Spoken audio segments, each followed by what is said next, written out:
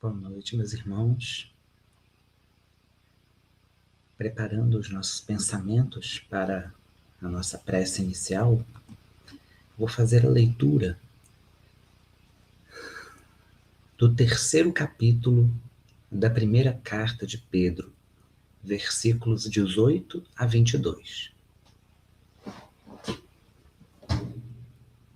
Porque também Cristo morreu uma única vez pelos pecados, o justo pelos injustos, para levar-nos a Deus, morto na carne, mas vivificado pelo Espírito, no qual também foi e pregou aos espíritos em prisão, os quais noutro tempo foram rebeldes, quando a paciência de Deus esperava, enquanto a arca era construída nos dias de Noé. Poucas pessoas, isto é, 8, salvaram-se nela por meio da água, que, perfigurando o batismo, agora também vos salva, o qual não é a remoção da impureza da carne, mas a promessa de uma boa consciência para com Deus, pela ressurreição de Jesus Cristo, o qual, tendo subido ao céu, está à direita de Deus, e a ele sujeitaram-se os anjos, as autoridades e os poderes. Elevemos a Deus os nossos pensamentos. Senhor Jesus, nosso Mestre, Deus, nosso Pai amado, a Ti louvamos, Senhor, e a Ti agradecemos por ter padecido em nosso lugar. Não há, Senhor, modo algum através do qual possamos retribuir todas as coisas que o Senhor fez, tem feito e ainda fará por nós. O Senhor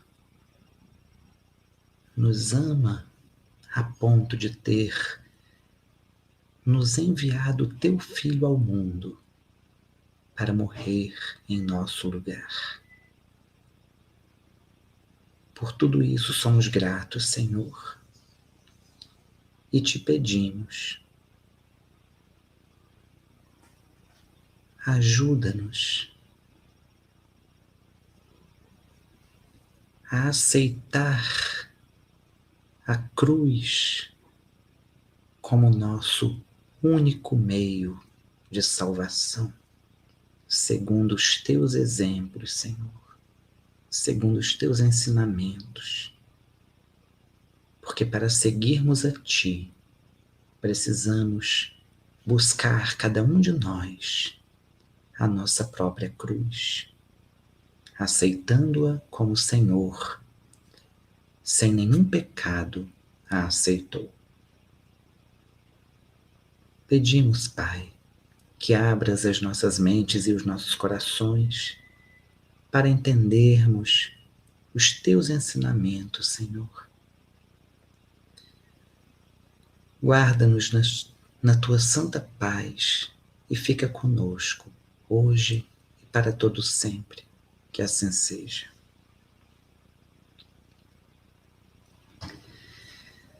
Meus irmãos, como vimos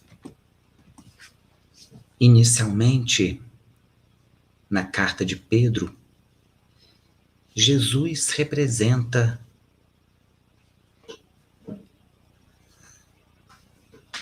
a redenção dos nossos pecados. O justo sendo morto para que os injustos pudessem se salvar. Mas como Pedro afirma, morto na carne, mas vivificado pelo Espírito. E ele diz ainda, no qual também foi e pregou aos espíritos em prisão. Nós temos então esse primeiro entendimento de que uma vez crucificado, uma vez que o Espírito do Cristo se libertou do seu corpo de carne, do corpo humano que ele habitou, ele se dirigiu e pregou aos espíritos em prisão que estavam em sofrimento nas regiões onde os espíritos pecadores habitavam. Então Jesus se dirige a esses espíritos que estavam em situação de sofrimento e leva até eles uma mensagem de amor e de esperança.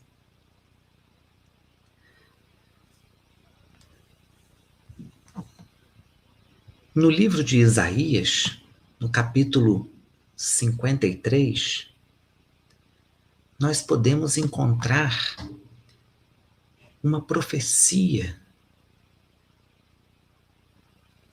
que nos mostra exatamente aquilo que Jesus viveu, enfrentou, o seu propósito diante da nossa salvação. Isaías diz: verdadeiramente ele tomou sobre si as nossas enfermidades e levou sobre si as nossas dores.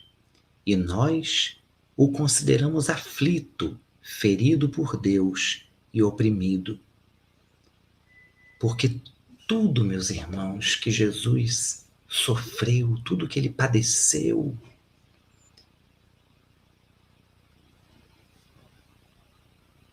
foi para que nós pudéssemos vivenciar a salvação. Porque nós pecamos, nós nos afastamos de Deus. E não desistindo de nós, Deus nos enviou o seu Filho unigênito. Como está escrito no Evangelho de João, para que todo aquele que nele crê não pereça, mas tenha a vida eterna. Então, Jesus tomou sobre si as nossas próprias enfermidades. É motivo, meus irmãos, para que nós nos envergonhemos de todas as vezes que reclamamos, que murmuramos, que maldizemos a nossa vida por conta de algum pequeno acidente, de algum pequeno sofrimento. Porque sabemos que tudo aquilo que vivemos, que todas as nossas dificuldades, que todos os nossos padecimentos nessa vida são consequências dos nossos próprios erros. Mas Jesus padeceu sem ter cometido nenhum erro. Jesus sofreu tomando sobre si as nossas enfermidades. Então ele carregou os nossos pecados para aquela cruz e morreu por nós. E nós o consideramos aflito, ferido por Deus e oprimido. Mas continua então Isaías: mas ele foi ferido por causa das nossas transgressões e esmagado por causa das nossas maldades. O castigo que nos traz a paz estava sobre ele, e por seus sofrimentos nós fomos sarados. Então, tudo que Jesus sofreu foi por nós. E por causa desse sofrimento que o Cristo viveu, nós recebemos a cura, nós recebemos a salvação. Isaías ainda afirma: todos nós andávamos desgarrados como ovelhas, cada um se desviava pelo seu caminho, mas o Senhor fez cair a maldade de todos nós sobre ele. Ele foi oprimido e afligido, mas não abriu a boca. Como um cordeiro que é levado ao matadouro, como uma ovelha muda diante dos seus tosqueadores, ele não abriu a boca. Foi levado por juízo opressor. E a sua descendência, quem a considerou? Pois ele foi tirado da terra dos viventes, ferido por causa da transgressão do meu povo. Então Jesus, em silêncio, aceitou a condenação por uma culpa que não era sua.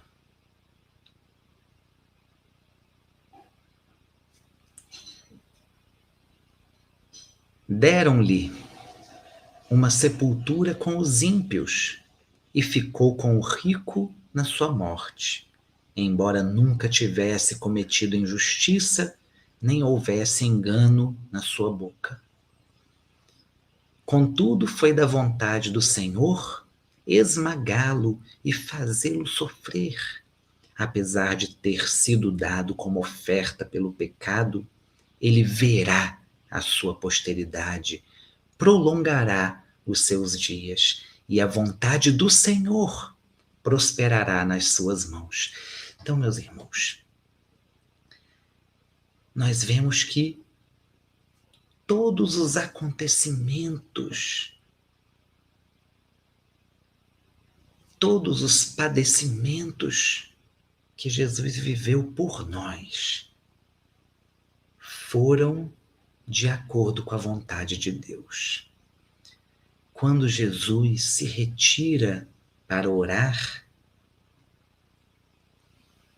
naquele momento em que ele se afasta um pouco dos discípulos, Pedro, Tiago e João, ele ora dizendo ao Pai: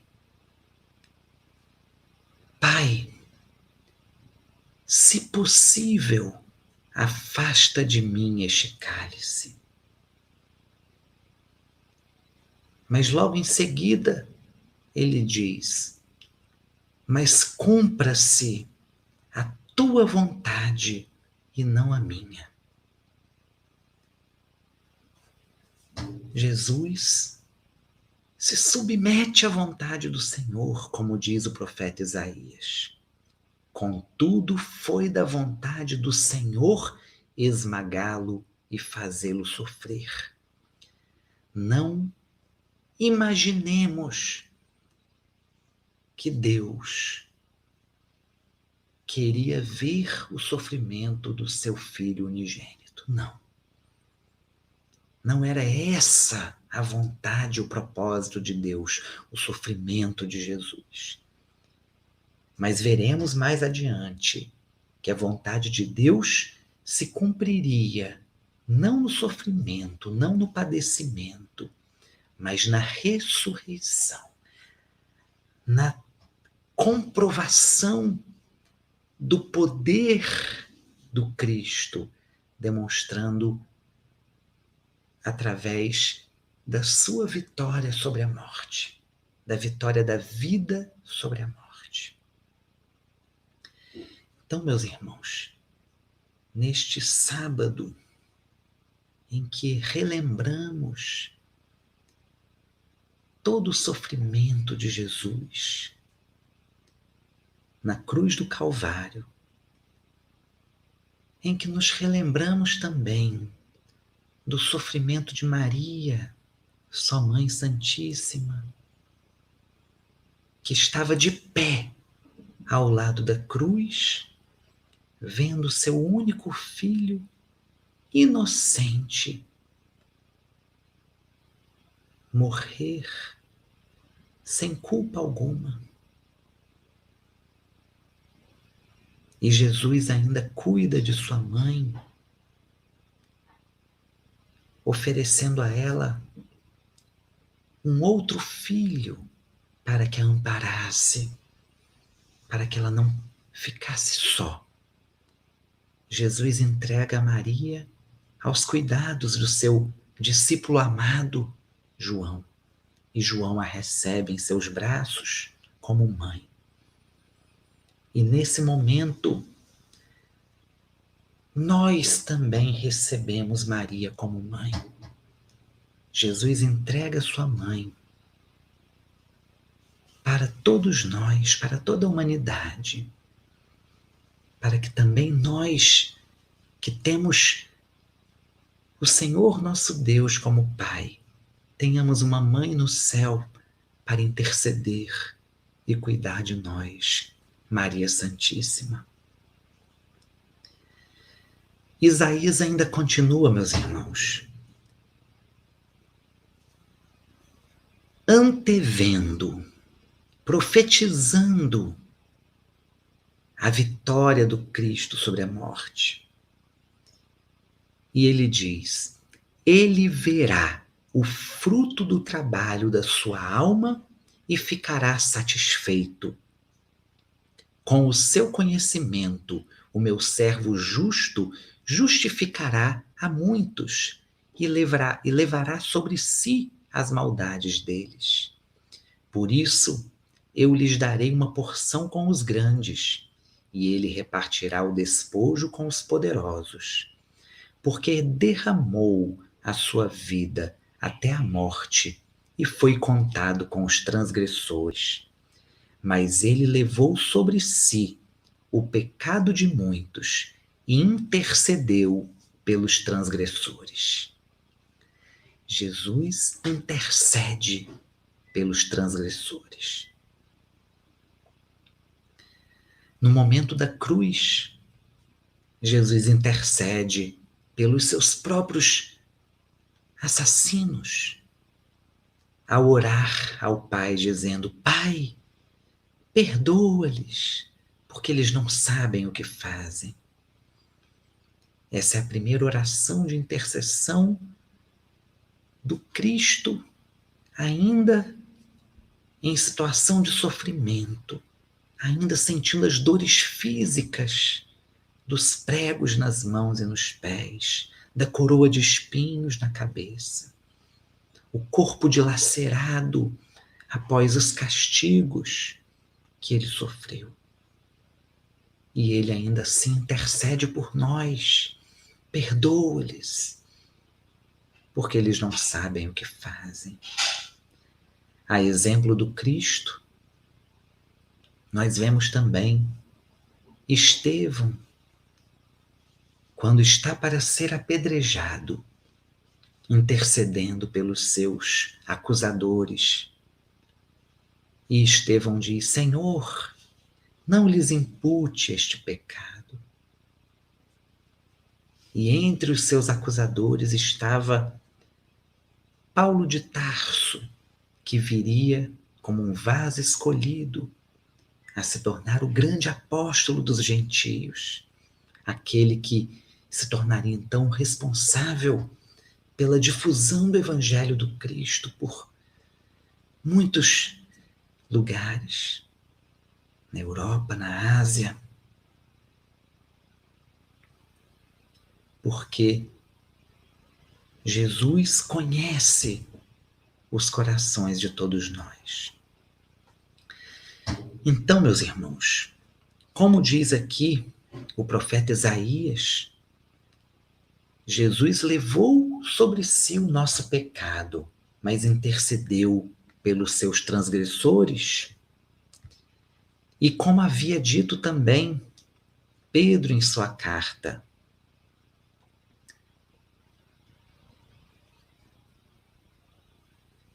Jesus,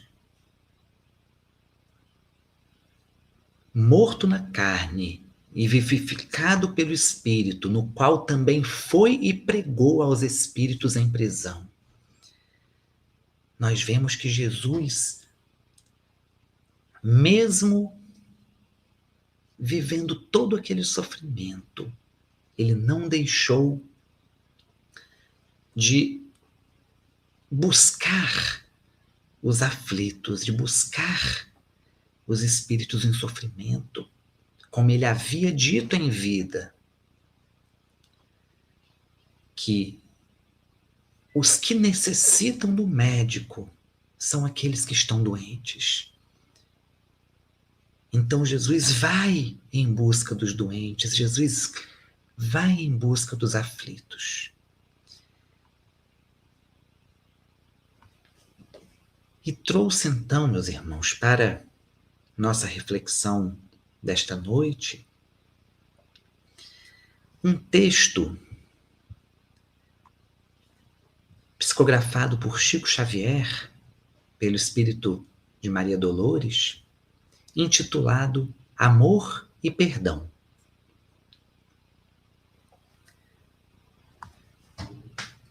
A Madalena fora ao túmulo querido, entre as pedras de extremo desconforto. Levava flores para o mestre morto.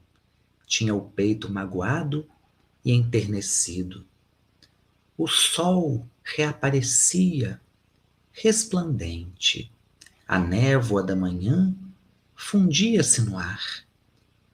Na dourada invasão das flamas do nascente, Maria estava ali, unicamente, a fim de estar a sós, recolher-se e chorar.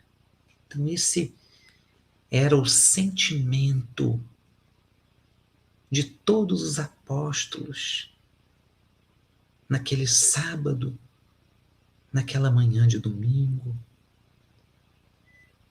pois o noivo havia sido tirado. Jesus afirma quando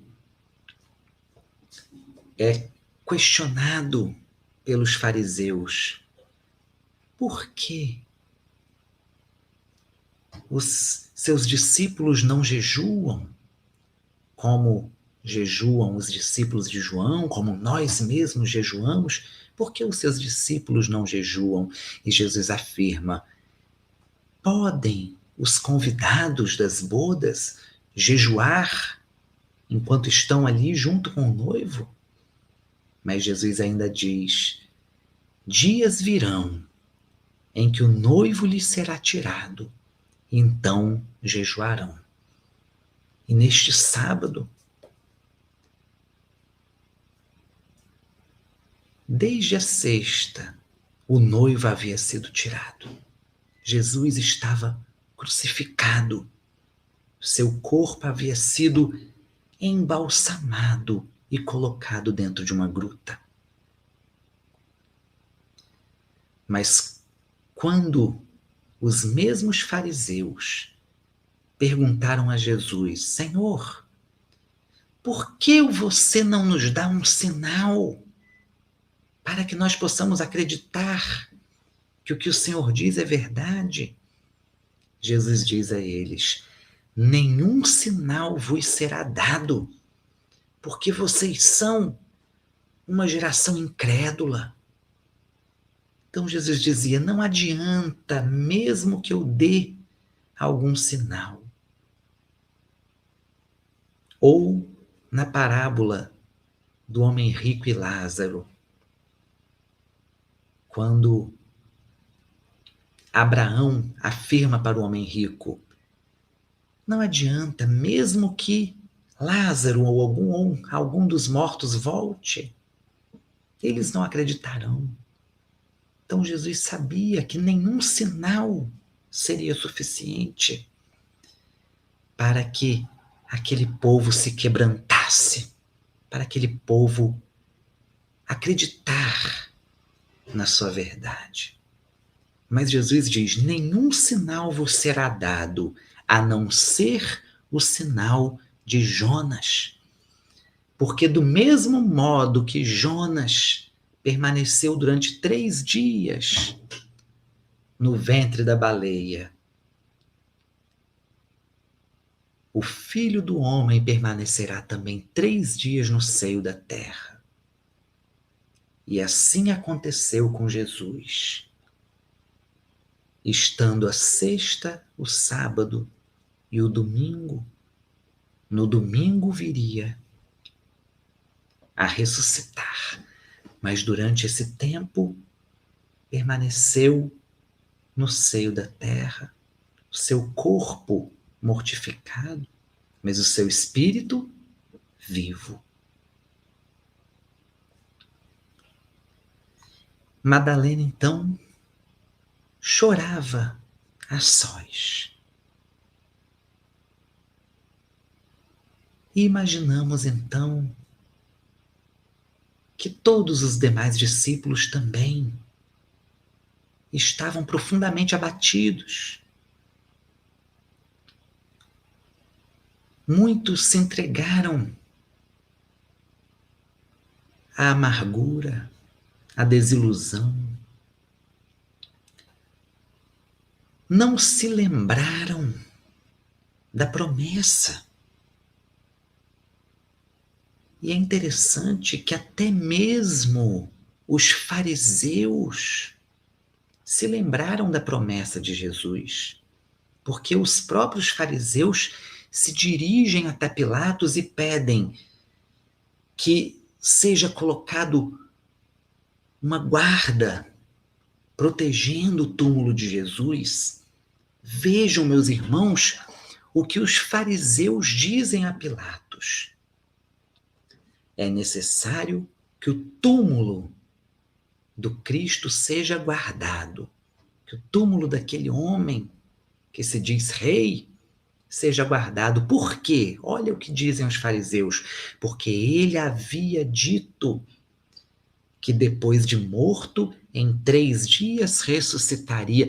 Então vejam que os próprios fariseus tinham conhecimento da promessa que Jesus havia feito e por isso pedem a Pilatos que coloquem guardas vigiando o túmulo, de modo que os apóstolos não fossem até o túmulo, roubassem o corpo de Jesus e afirmassem que ele havia ressuscitado.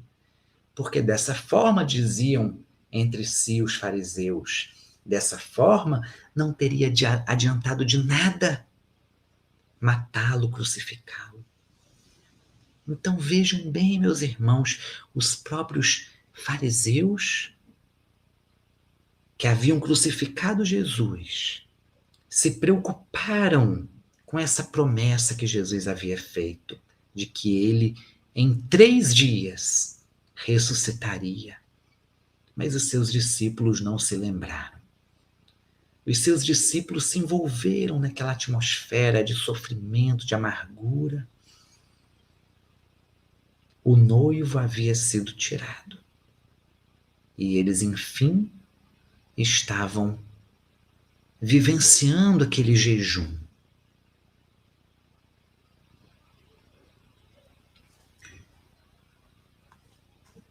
Continuando no texto de Maria Dolores, nós vemos: ao desfazer-se em pranto, ela arguía: Por quê? Por quê, Senhor? Tanta saudade, tanta dor. Toda felicidade que eu sentia, jaz aqui sepultada. Transformou-se-me a vida em sombra e nada, no ermo deste pouso derradeiro. Nisso, ela viu alguém. Seria um jardineiro? Um zelador daquele campo santo?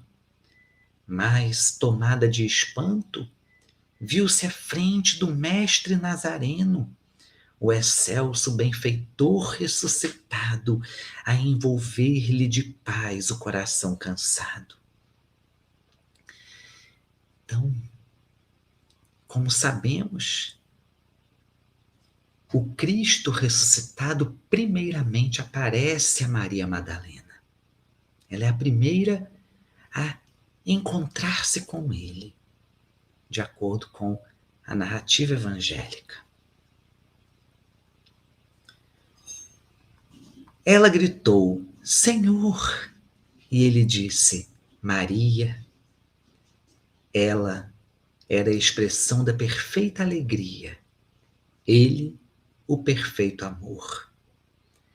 Madalena ajoelhou-se e quis beijar-lhe os pés.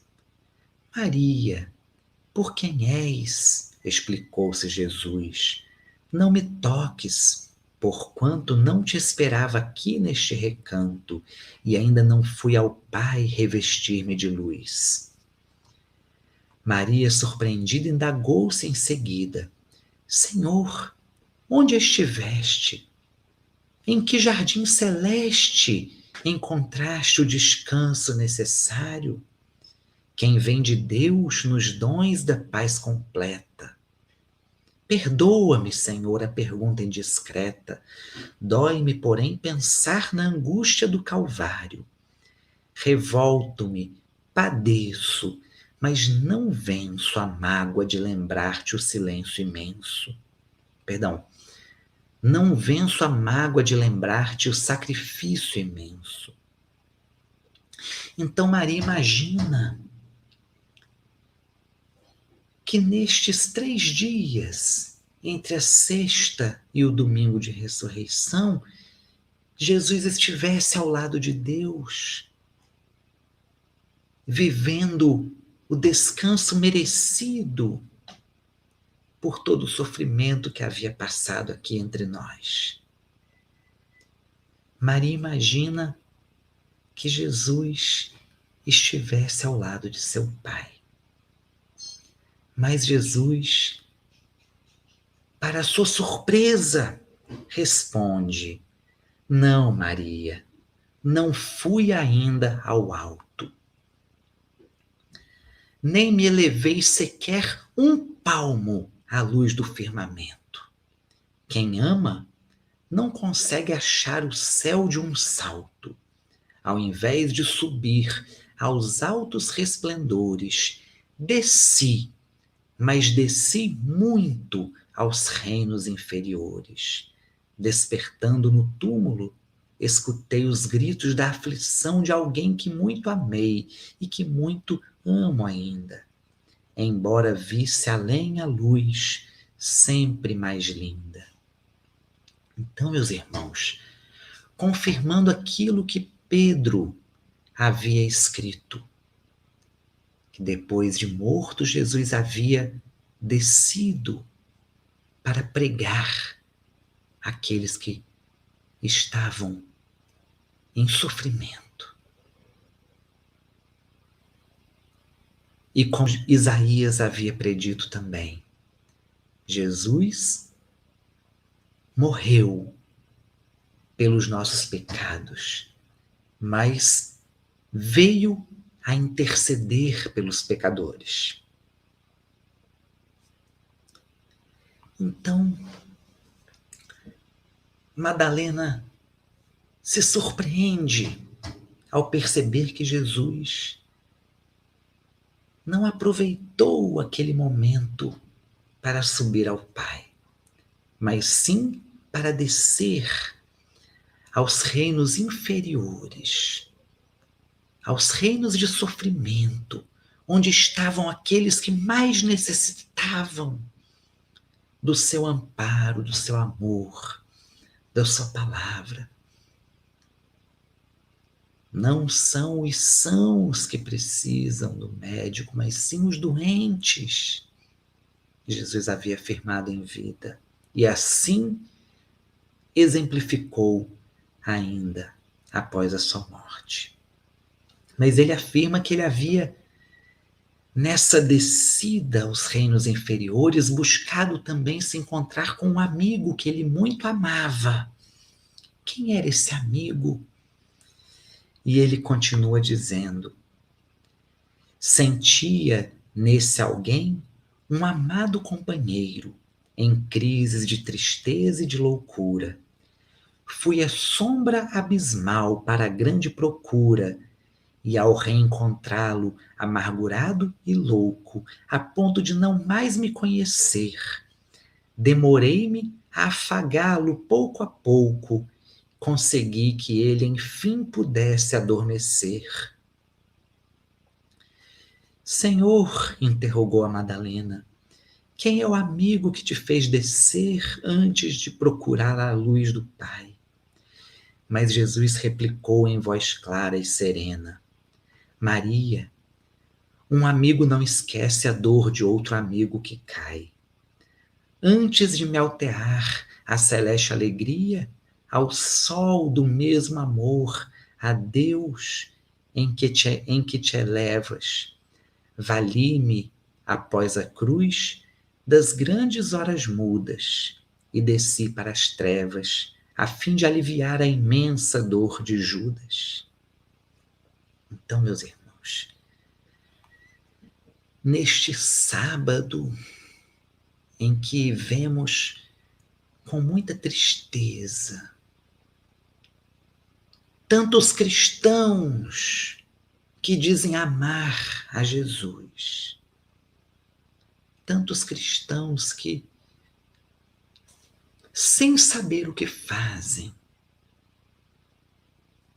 malham Judas, colocam bonecos em postes para bater nesses bonecos, representando a figura do Judas. Judas, o discípulo que traiu Jesus, acreditando que daquela forma estaria dando a Jesus a oportunidade de cumprir aquilo para o que ele havia vindo.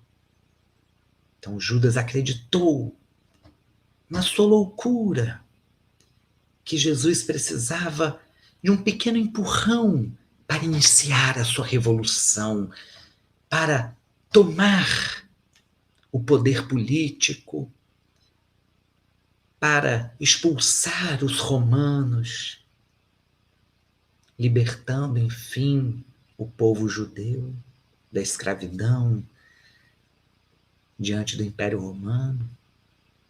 Judas acreditava que a vitória do Cristo seria uma vitória política, mas ele não entendeu. E quando ele percebeu que Jesus se calou diante dos acusadores, quando ele percebeu que Jesus de fato seria crucificado, ele não aguentou. Ele tentou devolver as moedas em troca da liberdade de Jesus, mas não era mais possível reverter o que havia sido feito. Então ele se suicida, não aguentando ver o Cristo crucificado. Jesus vai até ele. Jesus o abraça. Jesus busca ofertar a ele a sua paz. A paz que nada no mundo é capaz de nos oferecer. É essa paz que Jesus leva ao espírito atormentado de Judas, naquele lugar de sofrimento.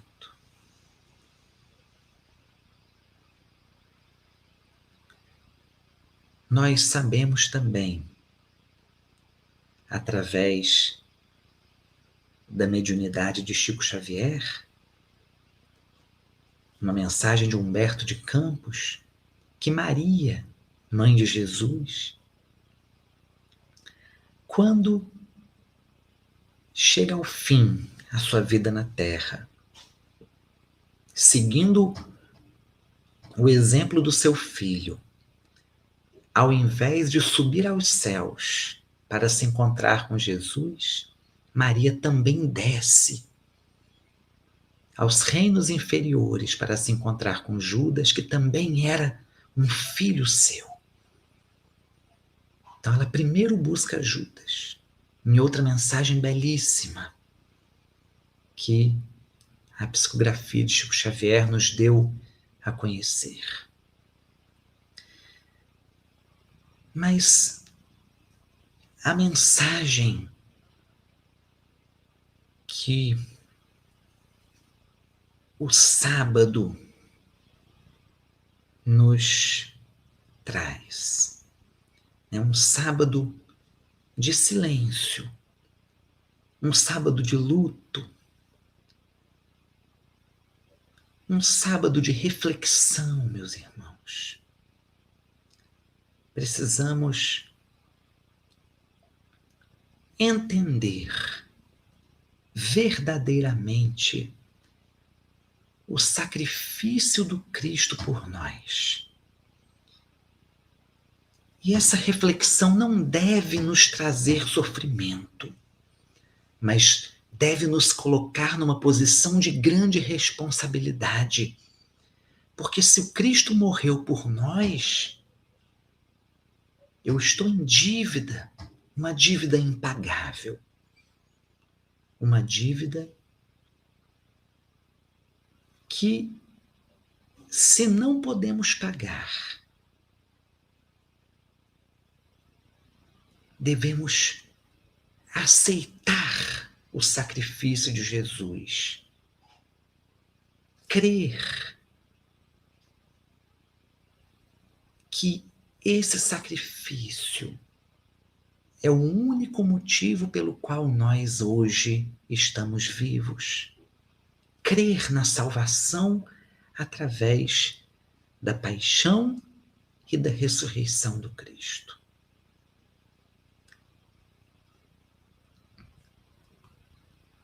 Em sua carta aos Coríntios, para podermos concluir a nossa reflexão desta noite, Paulo nos diz: irmãos, lembro-vos do evangelho que vos anunciei, o qual também recebestes e no qual também estáis firmes. Por meio dele que também sois salvos, se retiverdes com firmeza a mensagem tal como a anunciei a vós, a não ser que tenhais crido inutilmente.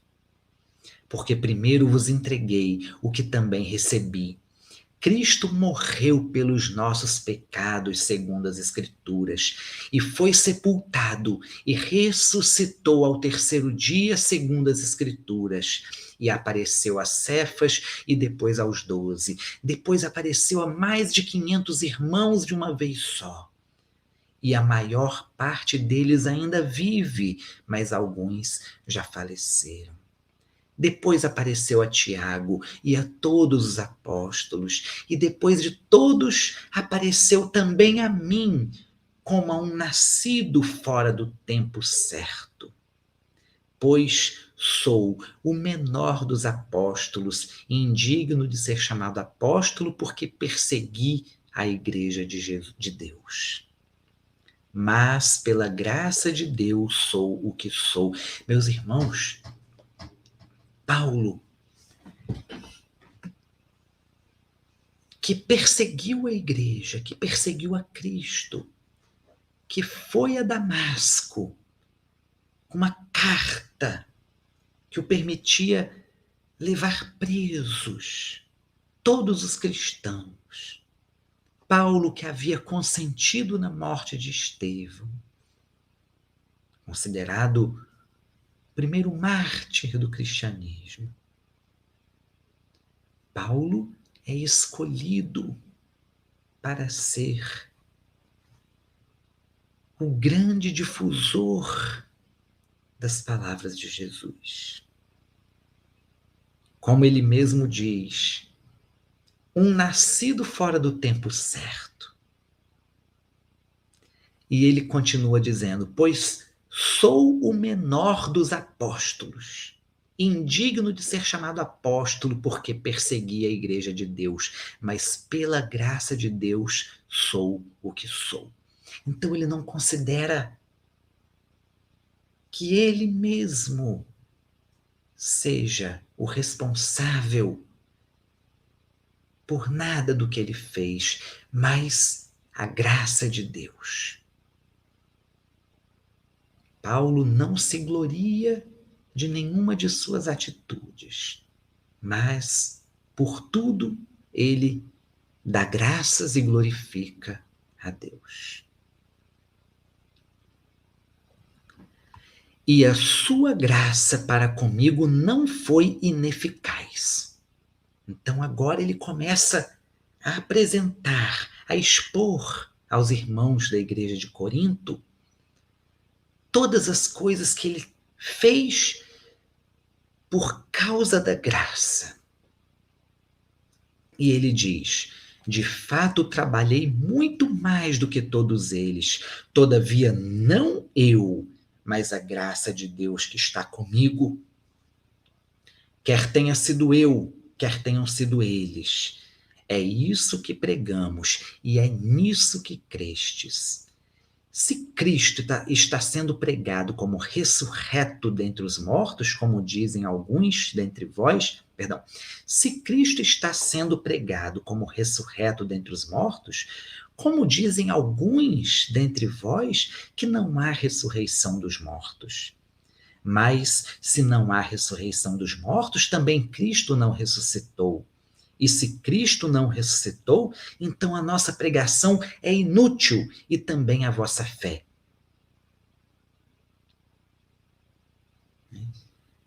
Há algum tempo eu me entristeci muito vendo a propaganda de um filme considerado o primeiro filme espírita sobre Jesus. Filme qual eu não assisti. Talvez eu devesse ter assistido, mas eu não assisti. O filme, no seu trailer, na sua propaganda, uma das coisas que ele afirmava: Jesus não ressuscitou. Não tive vontade de assistir ao filme depois de ouvir. E, na época, me posicionei nas redes sociais, das quais fazia parte, né,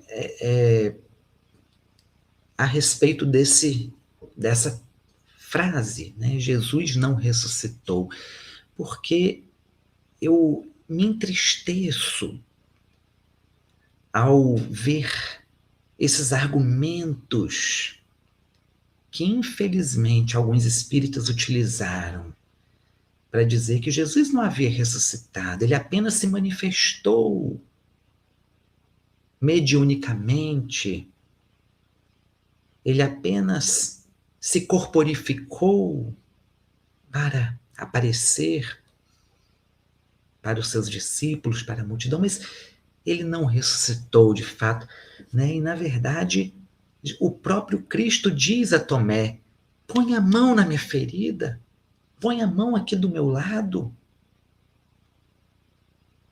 E ele diz aos seus discípulos que acharam: não, é só o seu espírito. Ele diz: me deem de comer. E ele senta e come entre eles. Aos discípulos de Emaús, ele reparte o pão. Então, nós, enquanto espíritas, não podemos tentar explicar, usando argumentos da doutrina, para dizer que o que a Bíblia nos traz, que as verdades da Bíblia não são verdadeiras. Né? O Espiritismo, de modo algum, veio com propósitos de negar os ensinamentos bíblicos. Muito pelo contrário, o Espiritismo, ele tem como propósito, e Kardec deixou tudo isso muito claro, e Chico Xavier também soube deixar tudo isso muito claro para nós. O Espiritismo, como terceira revelação, em momento algum tenta se fazer maior que a segunda. A terceira revelação nada mais é do que uma explicação das verdades de Jesus. O Espiritismo ele vem para relembrar aquilo que Jesus nos apresentou, para relembrar os seus ensinamentos, e não para negar o que está escrito no Evangelho. Jesus não ressuscitou, e isso muito me entristeceu. Assim como me entristece também ouvir de irmãos espíritas afirmando que Jesus reencarnou outras vezes, que a morte de Jesus na cruz teria sido a sua última morte aqui na Terra, que teria sido aquela vida, sua última encarnação, que ali ele terminou de pagar pelos seus últimos pecados e depois daquela vida ele não precisaria reencarnar mais. Meu Deus, meus irmãos, que absurdo! Porque o Evangelho afirma Jesus Cristo, Filho unigênito do Pai, co-criador de todas as coisas. Jesus não é, como dizem alguns espíritas, nosso irmão maior. Jesus é o nosso Criador. Ao lado do Pai, criou todas as coisas.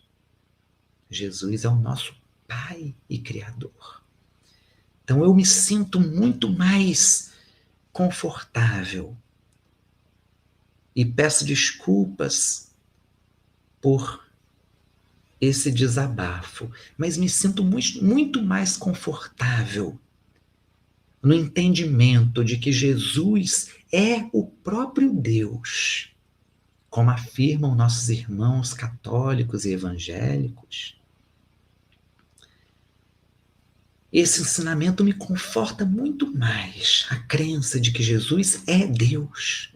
Eu e o Pai somos um, afirmou Jesus, do que acreditar que Jesus é como nós, que sofreu pelos seus próprios pecados, quando a Bíblia afirma o contrário. Desde as Escrituras, desde o profeta Isaías e outros profetas, desde os Salmos, Jesus morreu pelos nossos pecados. O Pai enviou ao mundo, por tanto amar o mundo, o seu Filho unigênito, para morrer por nós. Então Jesus é o nosso Salvador. E Paulo então continua. Se não há ressurreição dos mortos, o Cristo não ressuscitou. E se Cristo não ressuscitou, então a nossa pregação é inútil e também a vossa fé. Se não há ressurreição, se o Cristo não ressuscitou, não testificou a vitória sobre a morte, é vã a nossa fé. Assim somos também considerados falsas testemunhas de Deus, afirmando que ele ressuscitou a Cristo, a quem não ressuscitou, se de fato os mortos não ressuscitam. Porque se os mortos não ressuscitam, Cristo também não ressuscitou. E se Cristo não ressuscitou, a vossa fé é inútil e ainda estáis nos vossos pecados. Logo, os que morreram em Cristo também estão perdidos. Se a nossa esperança em Cristo é apenas para esta vida, somos os mais dignos de compaixão entre todos os homens. Mas, na verdade, Cristo ressuscitou dentre os mortos, afirma Paulo, sendo ele o primeiro entre os que faleceram, porque assim como a morte veio por um homem, também por um homem veio a ressurreição dos mortos. Porque assim como assim como em Adão todos morrem, do mesmo modo em Cristo todos são vivificados. Cada um, porém, na sua vez, Cristo primeiro, e depois os que lhes pertencem na sua vinda. Então virá o fim, quando ele entregar o reino a Deus, o Pai, quando houver destruído todo o domínio, toda a autoridade, todo o poder, porque é necessário que ele reine até que tenha posto todos os inimigos debaixo de seus pés. Isso está profetizado no Salmo de Davi. O Senhor disse ao meu Senhor: Não descansarei até que ponha os teus inimigos debaixo de teus pés. E Paulo repete aqui.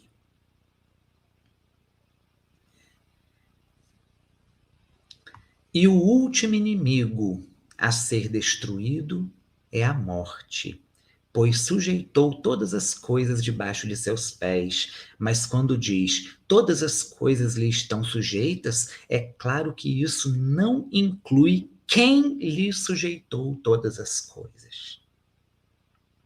E quando todas as coisas lhe estiverem sujeitas, então o próprio Filho se sujeitará àquele que todas as coisas lhe sujeitou, para que Deus seja tudo em todos.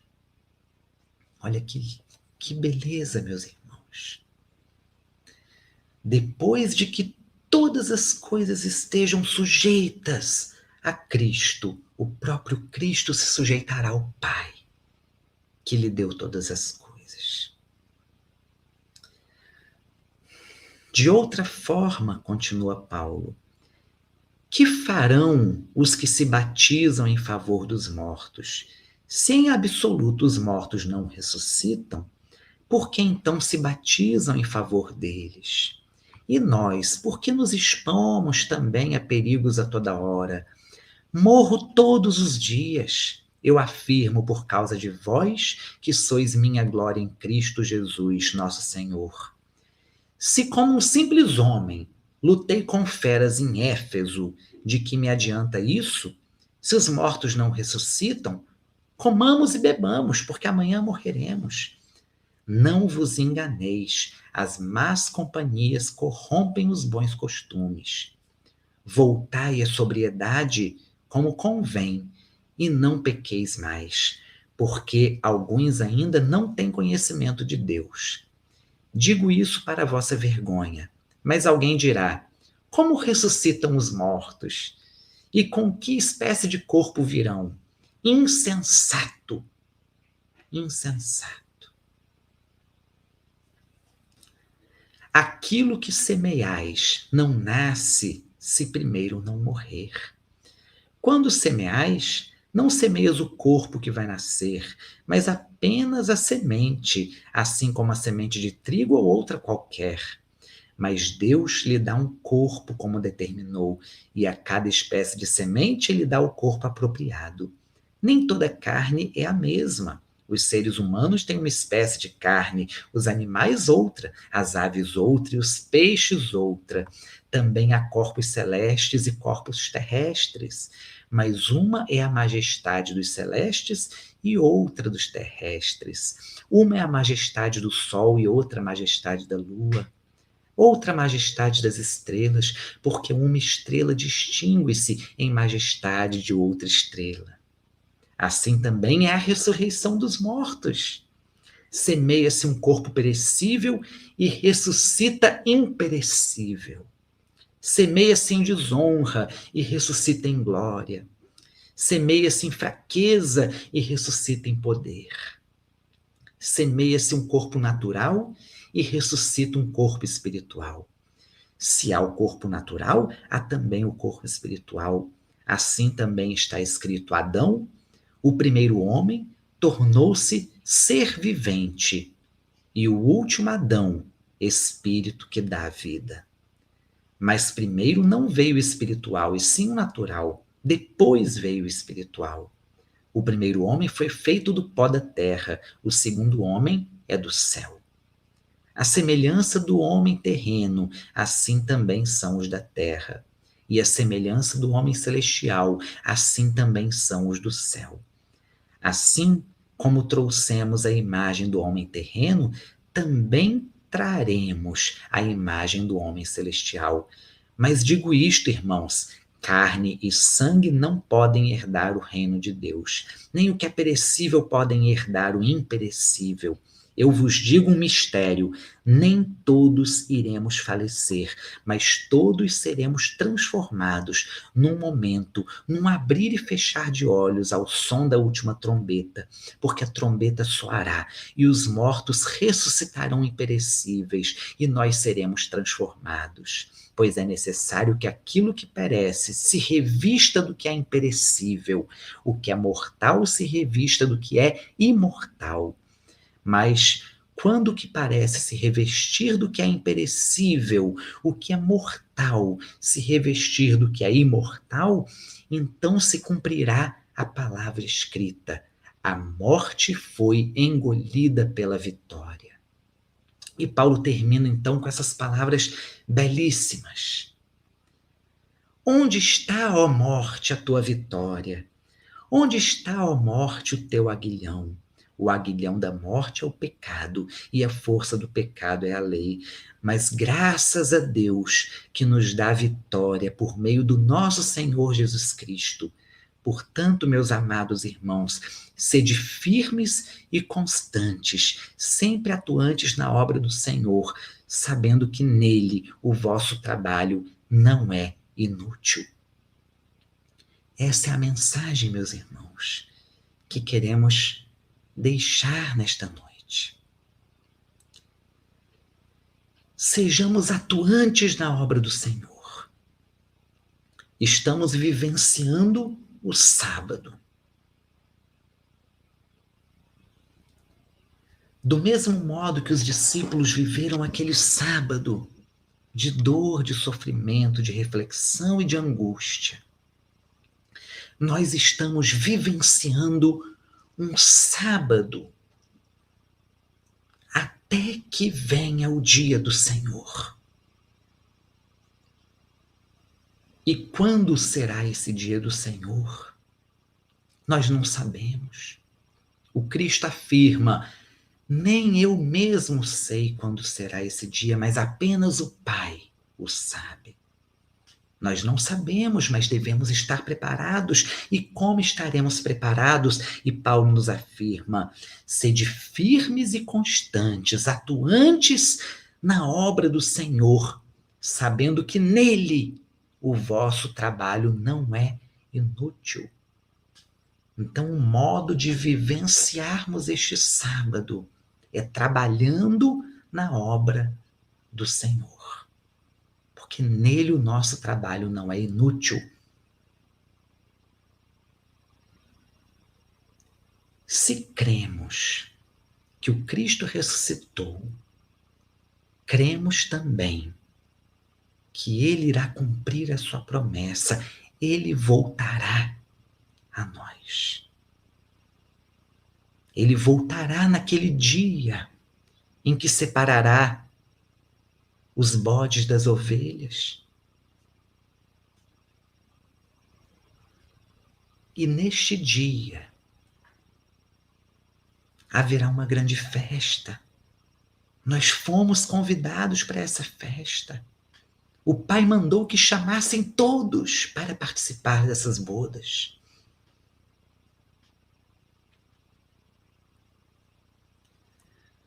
Se cremos nas Escrituras, precisamos, então,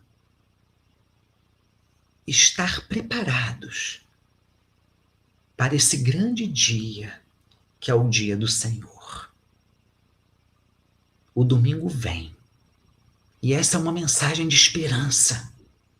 Que tenhamos, então, esperança nesse domingo. O domingo há de vir. O domingo há de chegar. Toda tristeza se transformará em alegria. E a vida vencerá a morte. Que possamos então, meus irmãos, nos revestir dessa esperança. E revestidos da esperança, possamos viver atuantes na obra do Senhor, nos lembrando sempre que nele o nosso trabalho jamais será inútil. Trabalhemos, confiemos nas promessas do Senhor. elevemos a Deus os nossos pensamentos. Senhor Deus, nosso Pai amado, Jesus, nosso Mestre, a Ti louvamos e engrandecemos o Teu nome, Senhor. Porque o Senhor nos ama e o Senhor nos espera. Como Pai do Filho pródigo, nos espera de braços abertos. O Senhor corre ao nosso encontro e nos abraça, nos beija e nos restitui a dignidade, nos restitui a condição de filhos. Por isso pedimos, Senhor,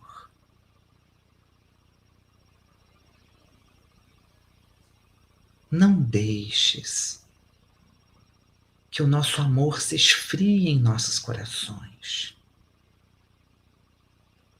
Que possamos vivenciar este sábado com a alegria e esperança no domingo que vai chegar. Que possamos viver este sábado trabalhando na Tua seara, porque o nosso trabalho não será em vão. Que possamos confiar na Tua promessa. O domingo vem, Senhor.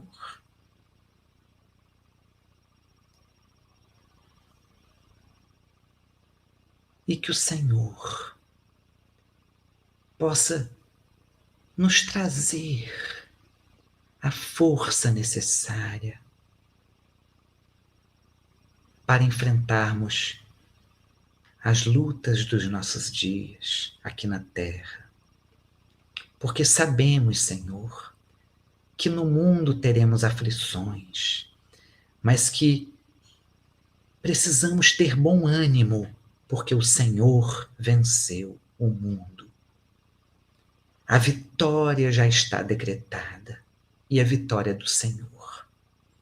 Que possamos crer na Tua promessa e viver a Tua vitória em nossas vidas.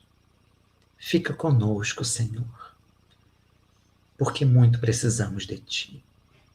Guarda-nos hoje e para todo sempre, na Tua santa paz. Que assim seja.